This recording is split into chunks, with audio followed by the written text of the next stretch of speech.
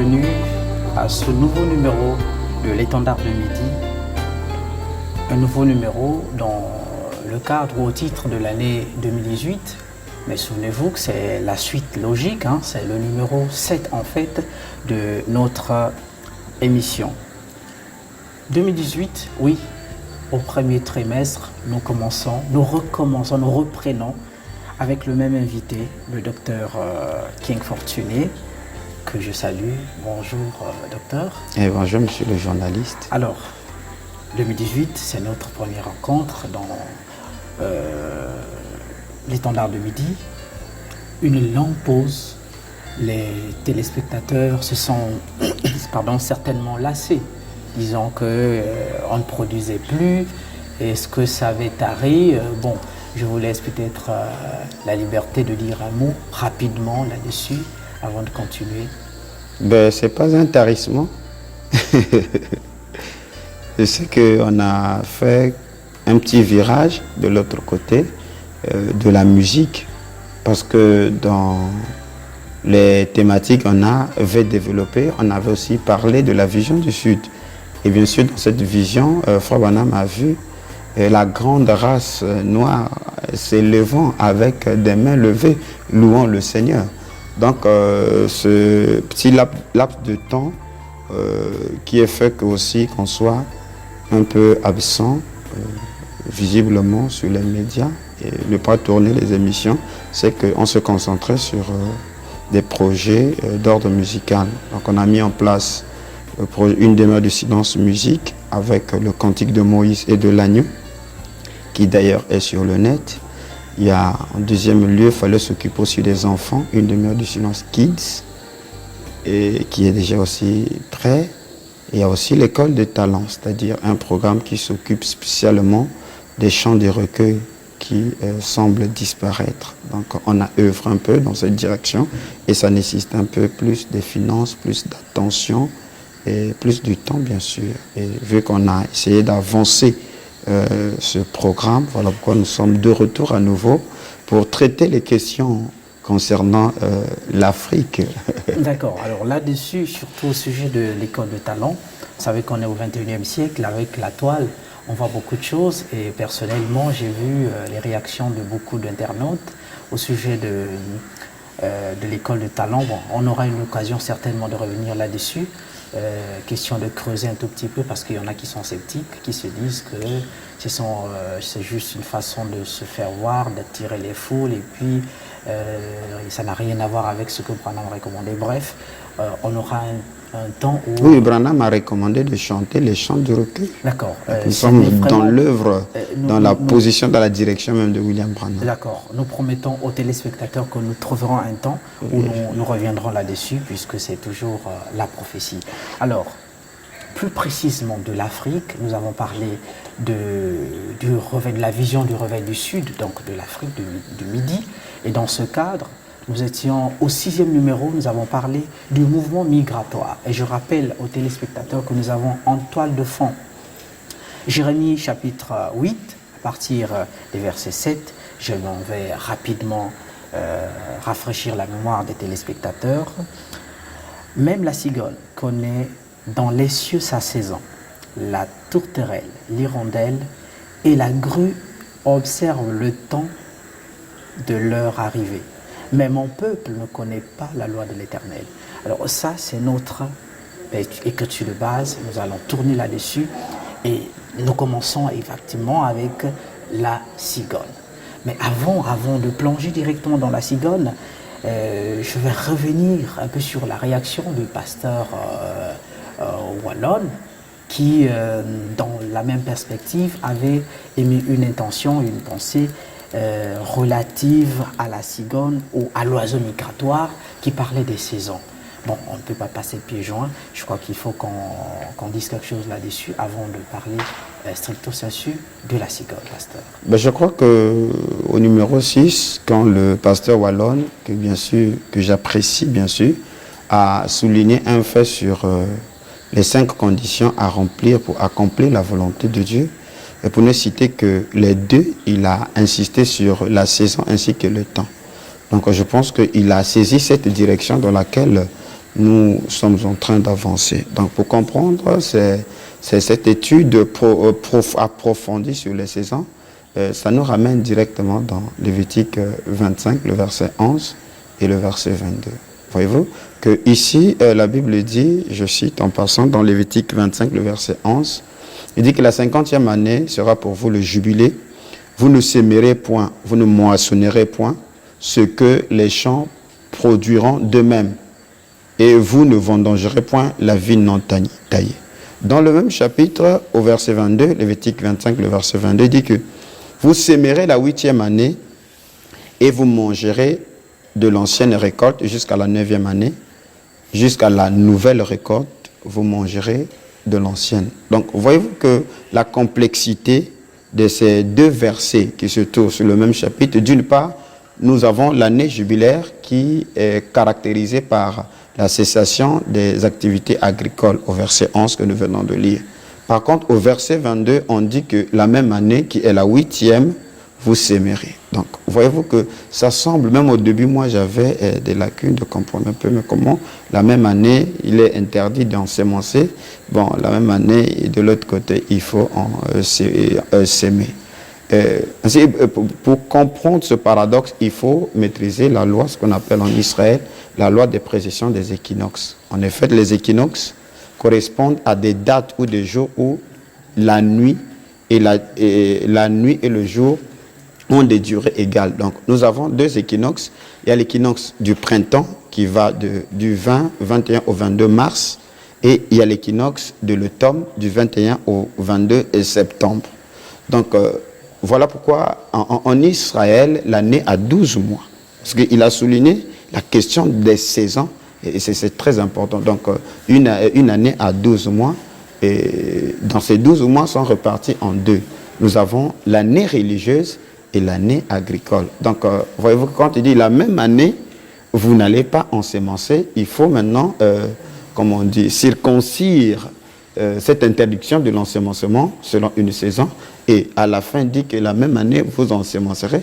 Il faut aussi circonscrire la loi de l'ensemencement ou l'ordre d'ensemencer dans la même année selon les saisons. D'où nous avons l'année agricole, l'année religieuse et l'année agricole. L'année où les fêtes annuelles étaient en relation étroite avec les travaux agricoles et les saisons. Donc l'année religieuse commençait par le mois d'Abib ou le mois de Nissan qui correspond chez nous ici entre mars et avril.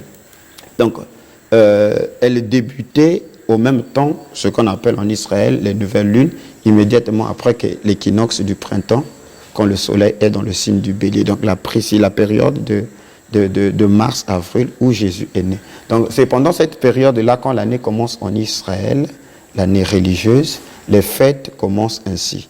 Et à partir de ces fêtes-là, Frère Branham nous enseignait, il y a 7 fêtes.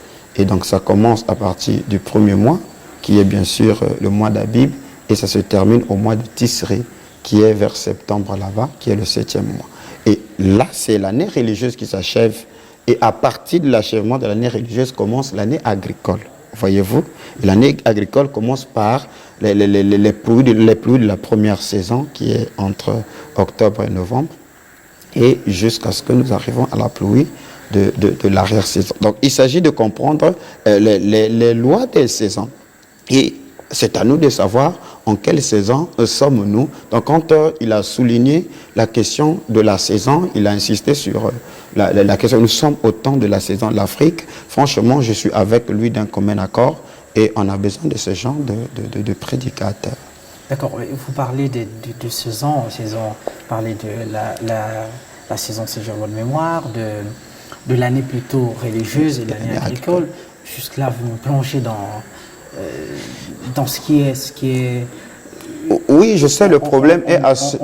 On ne vous attend pas là, pratiquement. On vous attend plutôt jusque-là, parce que vous ne dites rien sur l'Afrique, sur la relation qu'il y a avec la cigogne, parce que nous sommes, souvenez-vous que nous sommes dans le mouvement migratoire de la cigogne. Effectivement, Frère Branham dit nous devons étudier, aller dans les détails. Donc, il dit même la cigogne connaît dans les cieux sa saison. Donc nous soulignons que la cigogne fait partie des 4 oiseaux migrateurs dont Jérémie fait mention ici. Nous avons la cigogne, nous avons la tourterelle, nous avons l'hirondelle, nous avons la grue. Voyez-vous? Donc ces oiseaux migrateurs passent le printemps en Israël. Durant toute la période du printemps, ils sont là en Israël jusqu'à la tombée de la pluie de la première saison. Voyez-vous que donc de mars jusqu'en novembre, ils sont en Israël. Dès la tombée de l'hiver, ces oiseaux, la cigogne, déménagent ou migrent, quittent Israël pour venir se réfugier, fuir l'hiver, parce qu'il y a l'hiver. Cet oiseau ne supporte pas l'hiver.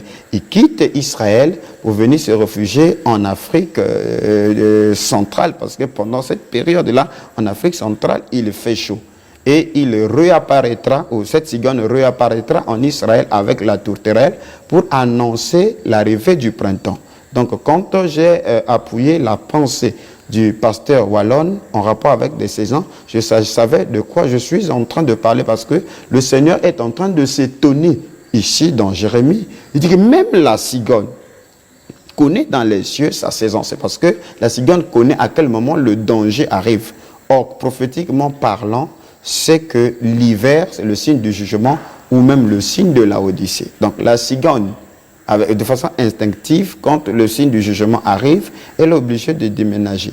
Et voyez-vous qu'elle réapparaîtra en Israël pour annoncer la venue du printemps. Et voyez-vous, ce printemps ici se trouve dans Cantique des Cantiques, chapitre 2, le verset 11 jusqu'au verset 12. Il est dit, « Car voici l'hiver est passé, car voici l'hiver est passé, la pluie a cessé, elle s'en est allée. Les fleurs paraissent sur la terre, le temps de chanter est arrivé, et la voix de la tourterelle se fait entendre dans nos campagnes. » Donc cette voix-là de la tourterelle était devenue rare. Elle s'est absentée pendant la période hivernale, tout comme la cigogne, la grue, ainsi l'hirondelle. Donc ces oiseaux migrateurs, à la tombée du jugement qui est l'hiver, ils disparaissent, ils sont en Afrique. Donc on a pris ces symbolismes ici sur ces oiseaux, parce que l'oiseau dans l'écriture a toujours symbolisé l'esprit. Donc c'est pour montrer que au 7e âge, qui est l'âge de la Odyssée, qui est représenté par l'hiver, alors l'esprit est obligé de quitter cette église-là, mais l'esprit se retrouve où? L'esprit n'est pas en ce moment-là en Israël, c'est-à-dire les États-Unis, et il migre vers le sud. Alors, l'esprit est obligé de quitter, c'est vrai. L'esprit quitte, mais nous avons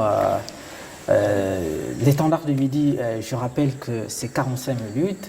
Nous devons marquer une pause de 15 minutes. Après 15 minutes, après toutes les 15 minutes, les téléspectateurs le savent, on ne doit pas déroger à la règle. Et donc, on revient tout de suite, juste après cette petite pause. Merci.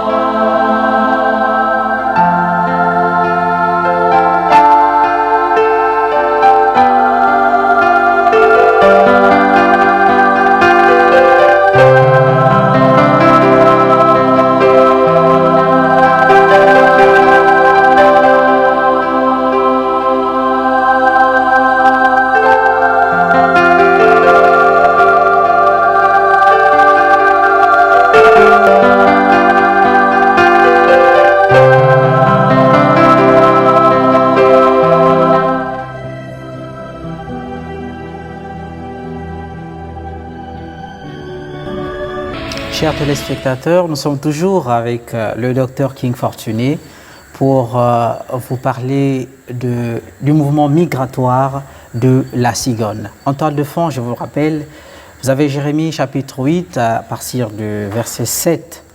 Docteur, nous sommes de retour. Mais je vous assure que jusque-là, on n'est pas encore en Afrique. Vous nous avez parlé des oiseaux, vous parlez de la cigogne, mais la relation entre cette cigogne et la prophétie qui parle de l'Afrique, bon, ce retour, vous nous parlez des années, franchement, même personnellement, je ne me retrouve pas. Il faut bien que vous vous descendiez un peu plus bas. Ben, ici, je crois qu'il faut relire. Jérémie, il dit, même la cigogne connaît dans les cieux sa saison. Mais mon peuple ne connaît pas la loi de l'Éternel. Oui, le peuple ici, c'est le peuple d'Israël, non? Mais nous sommes Israël spirituel. Donc cette écriture de l'étonnement venant de la part de l'Éternel concerne aussi cet âge-ci. Si les oiseaux peuvent connaître les saisons, les lois, à combien plus forte raison mon peuple qui sont les maîtres n'arrive pas à maîtriser les lois. Or, ici, quand Dieu parle de la cigogne, il ne s'agit pas simplement prophétiquement parlant d'une cigogne naturelle. Parce que les oiseaux dans la Bible symbolisent l'esprit. La Bible dit, je crois, dans Apocalypse 18, elle est tombée, elle est devenue le repère de tous les oiseaux odieux. Voyez-vous que les oiseaux odieux sont les esprits impurs. Et lorsque Dieu a voulu représenter le Saint-Esprit, il a représenté sous la forme d'une colombe. Donc, montrons que la colombe, c'est le signe de l'esprit. Donc, montrons ici aussi que la cigogne aussi, c'est toujours l'esprit. Mais dans la tribu migratoire, parce que Dieu voyage, Dieu migre, voyez-vous. Donc, il dit que la cigogne connaît dans les cieux sa saison. Et mais nous sommes en train de rattacher la vigilance ou la clairvoyance de la cigogne par rapport aux saisons. Voilà pourquoi j'ai démontré que la cigogne, la grue, la tourterelle, ainsi l'hirondelle, ils sont présents en Israël depuis la nouvelle lune ou l'année religieuse. Ils sont présents, ces oiseaux-là, jusqu'à la tombée de la pluie de la première saison, introduisant l'année agricole. Mais dès que l'hiver s'approche, à l'approche de l'hiver, ces oiseaux-là, avec l'instinct, ils sont obligés de quitter la Palestine pour venir se réfugier en Afrique centrale.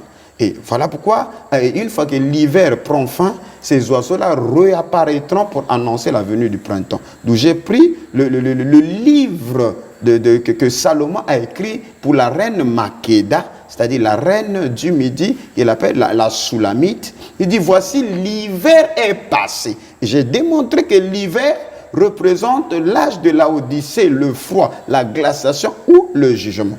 L'hiver est passé, et la pluie a cessé, elle s'en est allée. Les fleurs paraissent sur la terre, le temps de chanter est arrivé. Alors, la voix de la tourterelle s'est fait entendre dans nos montagnes. Voilà qu'il y a un appel que Salomon adresse à la Soulamite, l'épouse noire, montrant que cet appel-là ne retentit qu'une fois la saison hivernale prend fin et que la pluie tombe pour décongeler les semences qui ont été congelées. Voilà, l'épouse noire rejoint l'époux qui est Salomon dans des champs, parce que ce chant-là qu'on appelle le cantique des cantiques, parce que Salomon en a composé plusieurs. Mais ici, quand il arrive, il dit que c'est une cantique, c'est le cantique des cantiques. Et dans ce cantique-là, vous voyez que Salomon chante le premier couplet, et le chœur est chanté par les filles de Jérusalem, et le deuxième couplet est chanté par la Sulamite. C'est très profond. Donc c'est pour montrer que le mouvement là de la cigogne qui quitte Israël pour venir se réfugier en Afrique est en rapport avec aussi le mouvement de l'esprit dont j'avais parlé, je crois, quand nous avons traité sur les étoiles des régions australes, la 4e traversée des eaux qui quitte la rivière Oyo pour descendre vers Guillon, le fleuve qui entoure le pays de Couche. Donc nous sommes dans cette vision-là que l'esprit a quitté même le soleil couchant et l'esprit est maintenant au midi. D'où nous sommes en train de démontrer cela en rapport avec la loi de l'Éternel ici, parce que la parole de Dieu est toute une suite de lois. Donc c'est la cigogne qui quitte Israël. Aujourd'hui, la version occidentale d'Israël, c'est les États-Unis. Donc, Frère Branham dit que l'évangile quitte les États-Unis, va vers les pays d'Afrique. Donc, c'est la cigogne, c'est l'esprit qui est en train de déménager. Donc c'est tellement simple à comprendre. C'est la raison pour laquelle, quand Frère Branham, voyez-vous que j'aime cela, que c'est l'adresse, l'appel du temps de la fin est adressé à la Sulamite une fois que l'Amérique a rejeté l'évangile. Donc à l'ouverture des sceaux, la Bible devient un nouveau livre. Donc ici, le livre de Jérémie sur la cigogne, ça ouvre les yeux des élus pour montrer que l'Esprit a quitté les États-Unis. Vous avez voulu citer Frère Branham dans quel cadre? Oui, mais voyez-vous que l'Esprit quitte les États-Unis. En temps normal, selon la prophétie, l'Esprit doit aller en Israël. Mais Frère Branham voulait aller en Israël. Et quand il arrive en Égypte, il s'est arrêté là. Et d'où j'ai fait allusion aux éléphants. Parce que c'est à partir de ces cornes d'éléphants qu'on a construit le trône d'ivoire, qui est le trône de Salomon, que nous appelons aujourd'hui le trône du jugement. C'est la raison pour laquelle Dieu a dit à Frère Branham, ce n'est pas encore le temps d'aller là-bas. Oui, effectivement, là-dessus, il y a beaucoup de choses qui se disent par rapport au voyage de William Branham. Normalement, il y en a qui pensent que, je sais que vous connaissez, hein, il y en a qui pensent que Branham ne pouvait pas y aller parce que ce n'est pas lui qui devait faire ce travail, ce sont plutôt les frères de Joseph, hein, il y a une relation entre ce que vous dites et Bon, voyez-vous que dans Frère Branham, après les sauts, je crois que sur la question des deux oliviers, il a donné plus de précision, il a rectifié beaucoup de choses après l'ouverture des sceaux. Ici, dans la fête des trompettes, je crois le paragraphe 285, il dit que le ministère de Moïse et Élie, entre la 6e trompette et la 7e trompette, ce sera 2 prophètes. Qui, 3 points de suspension, 3 points de suspension, Israël croit toujours à ces prophètes. Donc Frère Branham montre que Dieu lui a dit de ne pas aller là-bas parce que ce n'est pas encore le moment. Voyez-vous? Et beaucoup de questions qui furent posées, même du vivant de Frère Branham ici, dans questions et réponses sur les sceaux. Frère Branham, est-ce que le 7e ange, avec l'esprit d'Élie, est le même homme que Élie, qui est envoyé aux 144 000 Juifs pendant les 3 ans et demi après l'enlèvement? Pour certains d'entre nous, ce n'est pas clair. Frère Branham, non, ce n'est pas le même. Vous voyez, ce sont 2 hommes différents. Élisée, qui est venu sous forme d'Élie, ce n'était pas Élie. Et l'esprit d'Élie, qui est venu sur un homme appelé Jean-Baptiste, ce n'était pas Élie. Et l'homme, le 7e ange, le messager à la fin de l'âge de la Odyssée, ce ne sera pas le vrai Élie, ce sera quelqu'un des nations qui viendra vers les siens. Donc Frère Branham est clair ici, il dit que Élie d'Apocalypse 11, ce n'est pas Frère Branham. Est-ce que vous voulez, pouvez mettre un lien entre la cigogne et Frère Branham? Est-ce que vous pouvez nous dire que c'est Branham qui représente cette cigogne? Mais Frère Branham, Dieu lui a montré une vision qu'il y aura un autre réveil, mais en Afrique. Voyez-vous? D'accord, c'est là où nous avons parlé de... Et après, voilà, on voit la vision, la grande dynamo. C'était un bruit assourdissant qui dérangeait comme une dynamo qui démarrait. Et il a vu la grande race noire qui s'est levée avec des mains levées en train de louer le Seigneur. Voilà pourquoi nous sommes dans ces projets-là qui sont les recommandations, bien sûr, qui sont au sud. Donc, Frère Branham ne pouvait pas traverser la prophétie parce que ce n'est pas littéralement Frère Branham qui devait accomplir cette prophétie-là. Mais Frère Branham dit une écriture ici dans l'exposé des 7 âges de l'Église, de la révélation de Jésus-Christ, la page 36. Il dit ceci: comme les Juifs ont apporté le message aux gens des nations, de même, les gens des nations le ramèneront tout droit aux Juifs et l'enlèvement aura lieu. Ce sont les gens des nations, mais prophétiquement, les gens des nations qui vont ramener le message là-bas, ça sera les Égyptiens. Parce que dans la bénédiction prophétique, Israël, lui, il est en 3e position. Il est dit qu'alors l'Éternel bénira ces pays en disant: béni soit l'Égypte, mon peuple. Il dit, en ce temps-là, Israël, lui, sera troisième, uni à l'Égypte et uni à l'Égypte et à la Syrie. Et ces pays seront l'objet d'une bénédiction. L'Éternel des armées les bénira en disant, béni soit l'Égypte, mon peuple, la Syrie, l'œuvre de mes mains, et Israël, mon héritage. Donc ceux-là qui ramèneront le message à Israël, c'est bien sûr les Égyptiens, puisque dans Deutéronome 23, le verset 27, il dit, tu n'auras point en abomination l'Égyptien, car tu as été étranger dans son pays. Donc Israël est destiné à accueillir les Égyptiens. D'accord, ça me fait sourire un tout petit peu parce que dans les numéros précédents, et c'était beaucoup plus dans l'examen des paroles de la prophétie, mais dans le cadre d'une numéro de silence, nous avons abordé un thème, et je crois que vous l'avez à l'esprit, c'était l'après William Branham. Oui. Alors, quand vous nous dites que les Égyptiens vont amener le message en Israël, bon, tout le monde sait qu'il doit forcément avoir un messager. Donc, vous faites allusion tout de suite à un prophète qui viendra pour William Branham, parce que William Branham n'est plus. Et vous contredisez, vous balayez tout de suite ce que vous avez affirmé haut et fort, non? Non, ce n'est pas un prophète majeur qui vient après William Branham. Mais nous avons expliqué le lien prophétique lorsque nous avons traité sur le livre de Samuel. Nous avons dit que le livre de Samuel est l'image de cet âge ici. Parce que Frère Branham est venu sous l'onction de Samuel. Le nom Samuel qui veut dire exaucé de Dieu ou El Samu. C'est la réponse ou la solution au problème de cet âge ici. Voilà pourquoi je crois que même sa maman, Anne, dans son cantique, il dit que la stérile enfantera 7 fois. Donc l'Église va enfanter un fils. Et ce fils-là est né sous le vœu du Nazaréen. Donc qui correspond exactement à William Branham. Voilà pourquoi Frère Branham nous a parlé de la voix de Dieu en ces derniers jours, en faisant le lien entre le temps de Samuel, où les visions et les prophéties, la parole du Seigneur était devenue rare. Et Dieu a suscité un enfant pour ramener les visions et les paroles de la prophétie. Mais qui est Samuel? Ce Samuel-là, ce garçon, il est le plus grand prophète après Moïse, premièrement. Il est le dernier juge.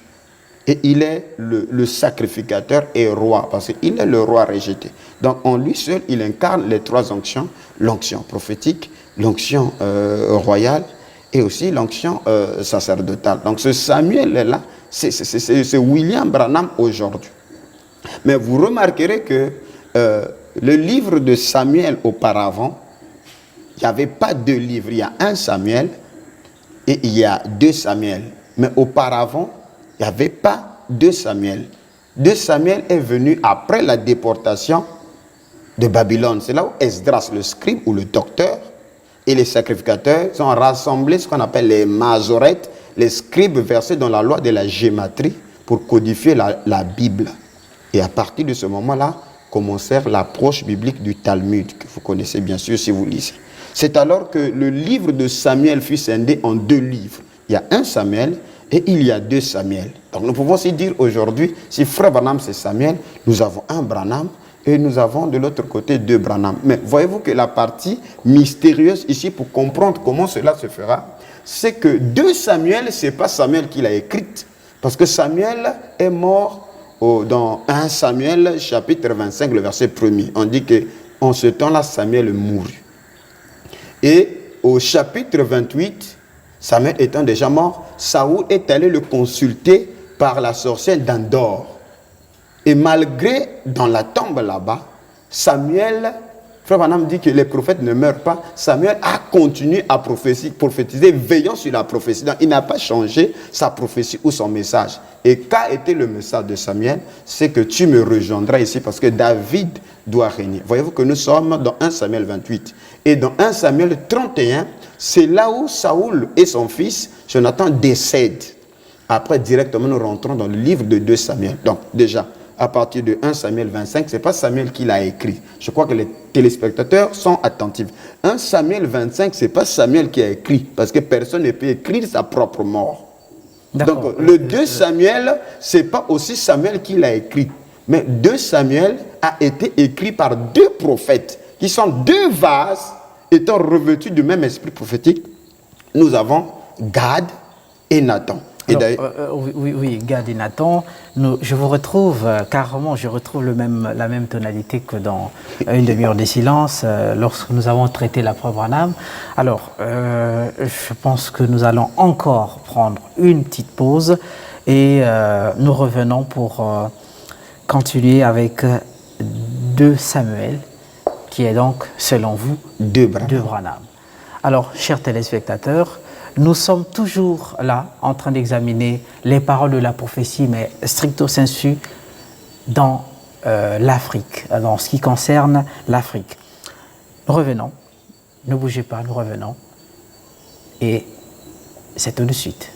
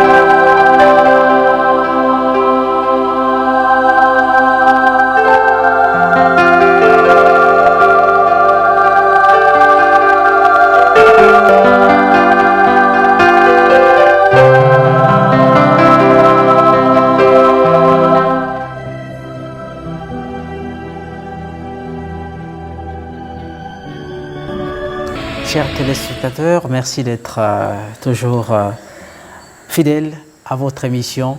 Nous abordons le tout dernier quart d'heure. On n'a pas changé d'invité, le docteur King est toujours là pour nous parler de 2 Branham, 2 Samuel. Docteur, 2 Samuel, vous nous avez dit qu'il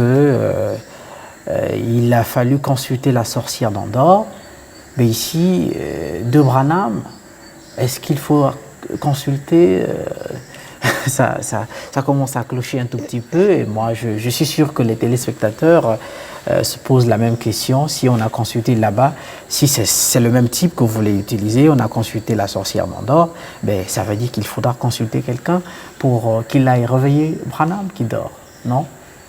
Le problème est à ce niveau. Voyez-vous que je prends d'abord la Bible pour refaire la lecture. Parce que souvent, les gens ne lisent pas leur Bible. Je suis dans 1 Samuel 25. Il est dit, Samuel mourut. Tout Israël s'étant assemblé le pleura et on l'enterra dans sa demeure à Rama. Donc, nous sommes dans 1 Samuel. Ce qui revient à dire, ce chapitre-ci, n'est pas écrit par Samuel parce qu'un mort n'écrit pas. Voyez-vous? Alors Samuel n'est plus. Mais Samuel a prophétisé, il a donné des prophéties, il a oint David, il a dit que David régnera. C'est Dieu par son prophète et la parole de l'Éternel dans un prophète, elle est humiliable. Voyez-vous? Alors, quand nous venons dans 1 Samuel 28, ici, pour les lecteurs, vous verrez que ici, il y a une guerre avec les Philistins et que le roi Saoul est à court d'inspiration. Il est obligé de chercher à consulter le prophète mort. Parce que il n'a ni l'Urim et Thummim, ni les songes, ni les visions. Voyez-vous? Et il va consulter le prophète par la sorcière d'Endor. Et déjà, pour votre information, Frère Branham dit que si hier on pouvait atteindre les fils de Dieu qui étaient dans le paradis, aujourd'hui ce n'est plus possible. Parce que le sang de Jésus-Christ a supprimé le paradis à la croix. Et voilà. Donc c'est pour votre information. Donc ce n'est pas possible, mais ça agit autrement. Et plus tard, je vais vous développer cela. Donc voyez-vous qu'ici, il va consulter le prophète. Et le prophète n'a pas changé de message. Il a réitéré en montrant que j'avais déjà prononcé. Donc William Branham, il y a des choses qu'il a dit. Même s'il ressuscitait, il ne changera pas son message. Il dira les mêmes choses. Voyez-vous? Donc s'il a dit que le réveil en Afrique, William Branham ressuscite aujourd'hui, il ne changera pas comme Samuel n'a pas changé sa démarche. Donc, vous voyez que nous sommes dans 1 Samuel 28. Et ce que le prophète prophétise ici dans 1 Samuel 28 s'accomplit dans 1 Samuel 31, là où Saoul est mort. Et directement, nous rentrons dans 2 Samuel. Donc, déjà à partir du verset 25, ce n'est plus Samuel qui est en action. Mais ces prophéties sont en train de rouler vers leur accomplissement. Alors, pour vous montrer ici que 2 Samuel, en fait, ce n'est pas le livre de Samuel, s'il vous plaît. Donc, c'est 2 Branham. Dans 1 Chronique, chapitre 29, le verset 28 jusqu'au verset 29, il est dit ceci. Il mourut, c'est-à-dire David, dans une heureuse vieillesse, rassasié des jours de richesse et de gloire. Et Salomon, son fils, régna à sa place. Le verset 29. Les actions du roi David, les premiers et les derniers, sont écrites dans le livre de Samuel. Il n'est pas dit les livres. Je crois que les infographes, il faut afficher ça en gros caractère. Dans le livre de Samuel le voyant, il n'y a pas des livres, virgule. Dans le livre de Nathan, donc il y a le livre de Nathan que vous ne connaissez pas, le prophète, et dans le livre de Gad le prophète. Donc il y a 3 vases alignés ici.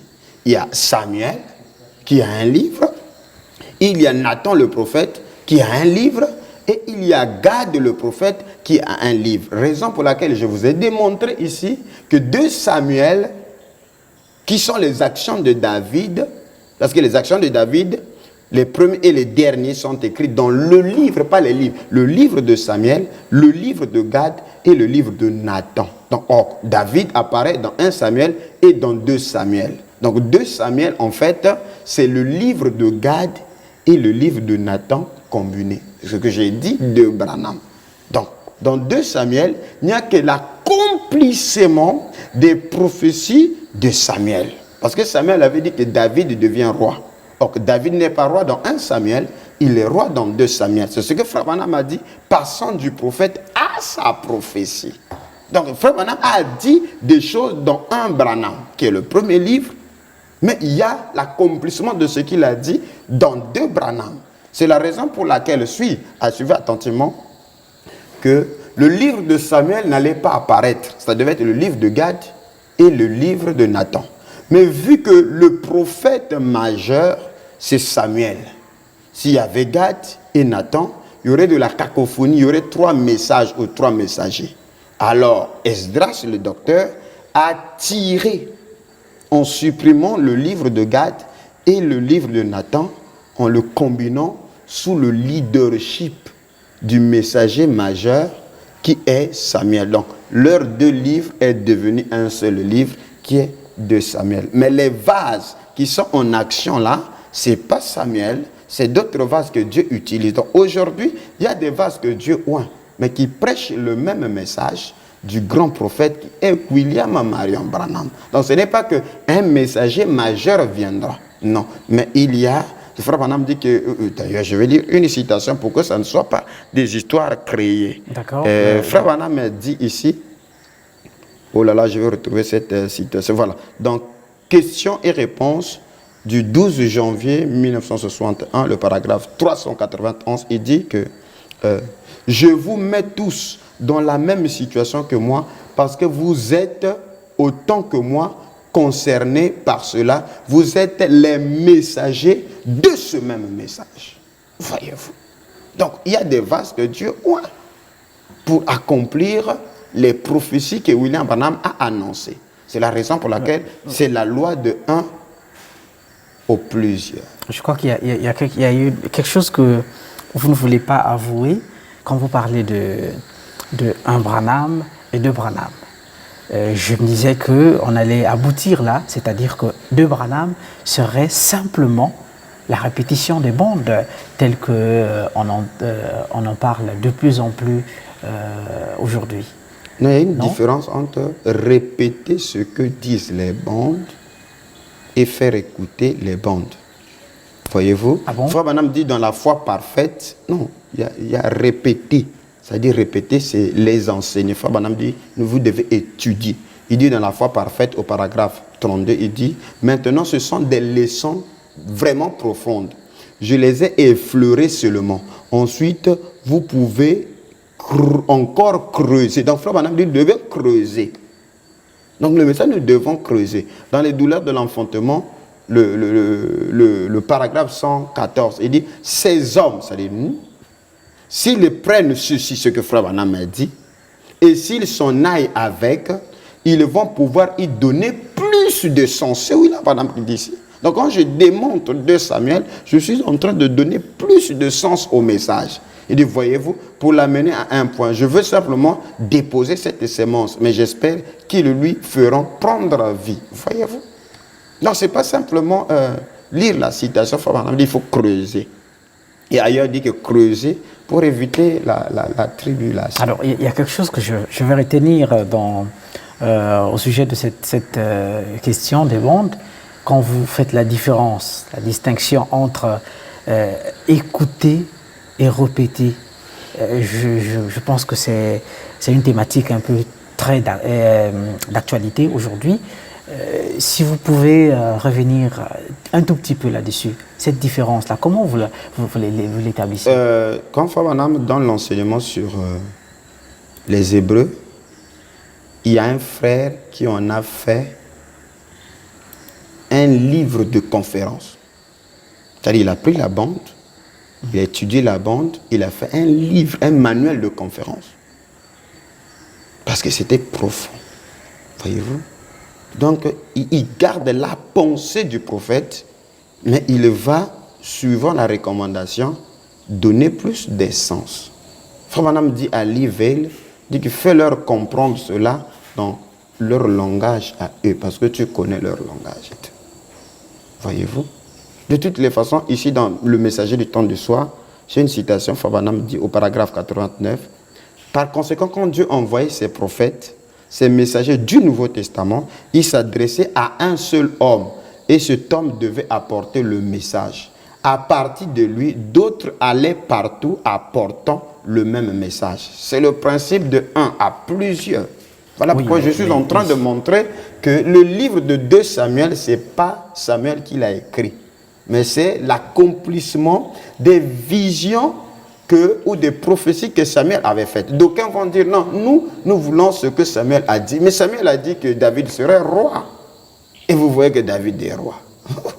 D'accord. Parlons de la royauté. C'est l'accomplissement de ce que Samuel a annoncé. Ça doit être vécu par des hommes dans le temps. Donc William Branham a annoncé des prophéties. Il a parlé de l'Afrique.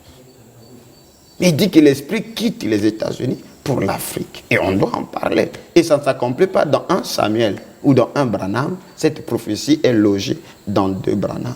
Parce que les actions de David ont été mentionnées, les premiers et les derniers, dans le livre de Samuel, le livre de Nathan et le livre de Gad. Vous avez certainement lu là où William Branham dit que si l'on vous dira que William Branham est mort, n'y croyez pas. Est-ce que ça ne vient pas causer, ça ne vient pas en quelque sorte causer d'interférence à ce que vous dites? Mais le William Branham qui ne meurt pas, c'est la parole, c'est son message. Sinon que la chair répare la poussière de la terre.